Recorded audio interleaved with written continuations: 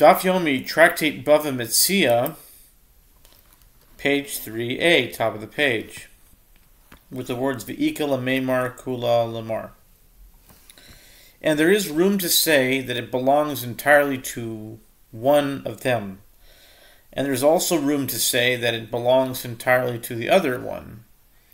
And nevertheless, Sumchus says that since it is property of uncertain ownership, they divide it without taking an oath.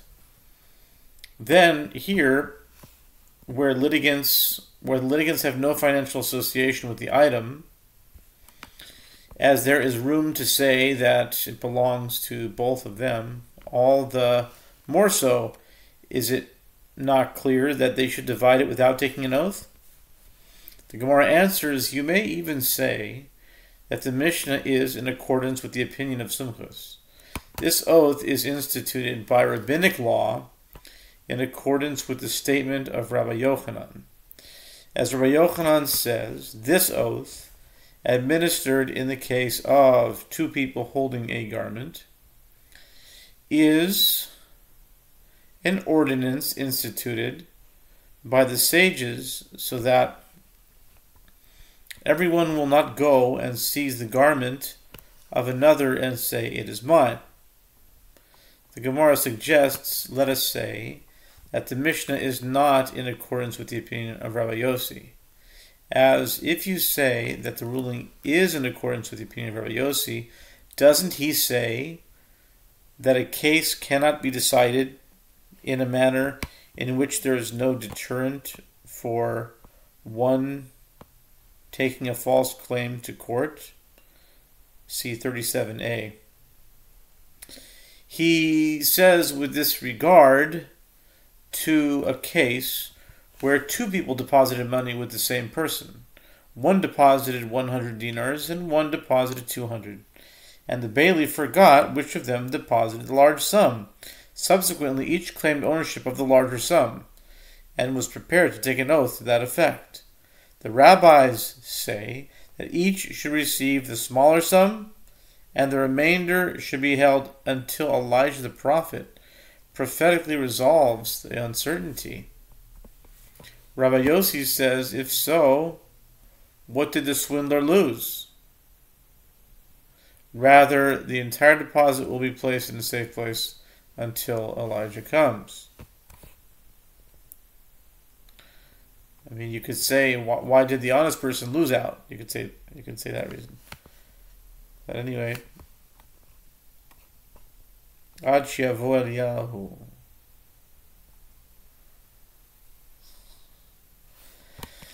The Gemara counters, rather, what is suggested? Is it suggested that the Mishnah is in accordance with the opinion of the rabbis who disagree with Rabbi Yossi?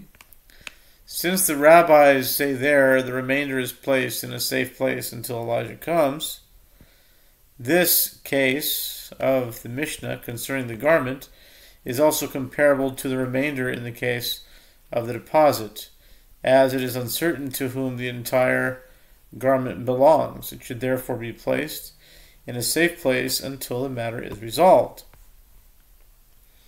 The Gemara answers, what is this comparison? Granted, if you say that the Mishnah is in accordance with the opinion of the rabbis, there, in the case of the depositors, where these 100 dinars certainly belong to only one of them, and the rabbis say that it is placed in a safe place until Elijah comes, here in the case of this Mishnah, where is there room to say that it belongs to both of them?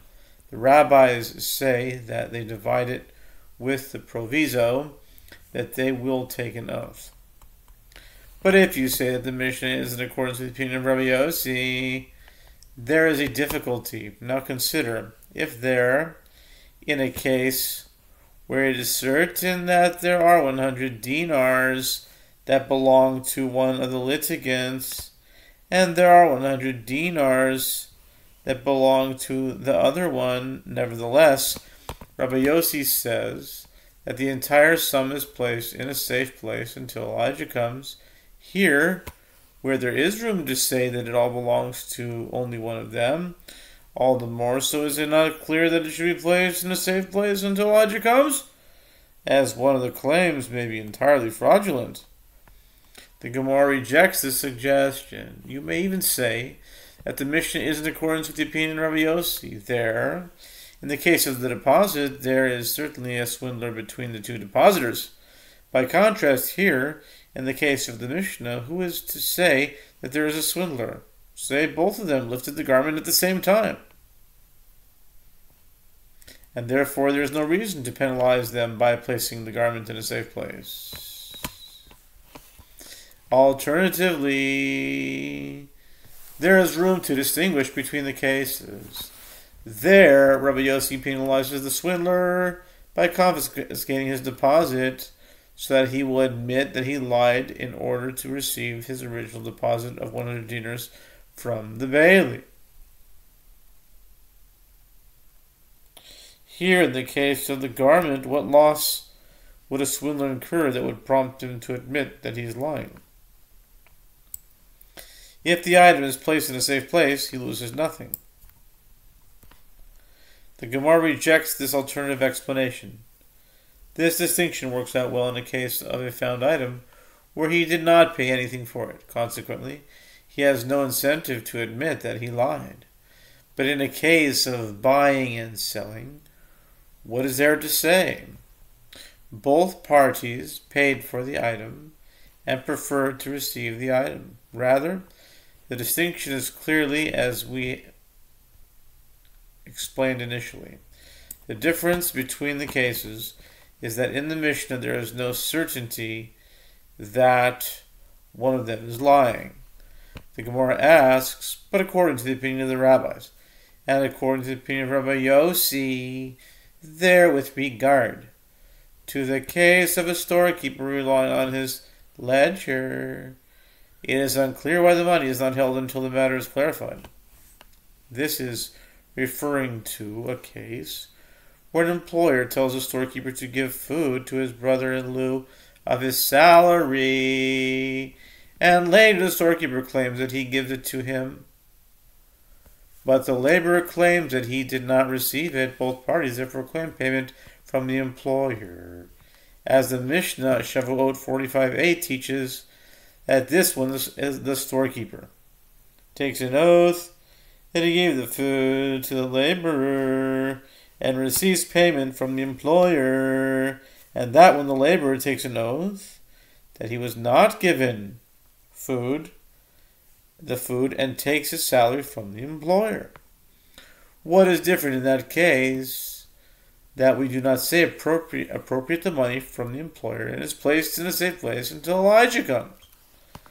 Apparently we should say this because there is certainly a swindler among the litigants, since it is impossible that both the storekeeper and the laborer are telling the truth.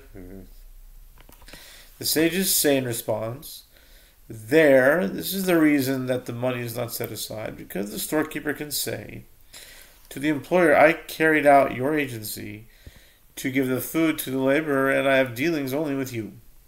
What business do I have with the hired laborer? Even if he takes an oath to me that he did not receive the food, he is not trustworthy to me by virtue of his oath. You are the only one who trusted him, as you did not say to me, give him the food in the presence of witnesses. Therefore, you are obligated to pay me. If you have a grievance, settle it with your employee. And the hired laborer can also say to the employer, I worked for you. What relationship do I have with the storekeeper? Even if he takes an oath to me that he gave me the change, he is not trustworthy to me by virtue of his oath.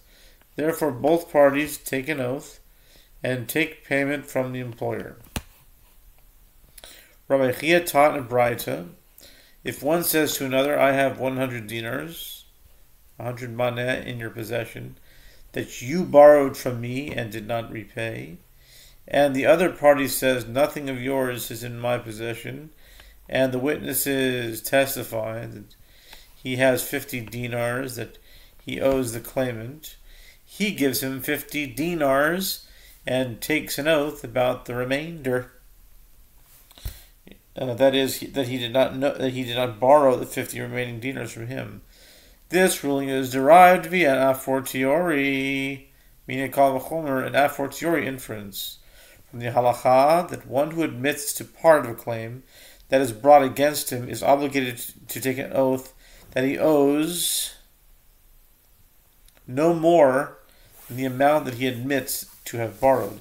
The inference is, as the admission of one's own mouth should not carry greater weight than the testimony of witnesses.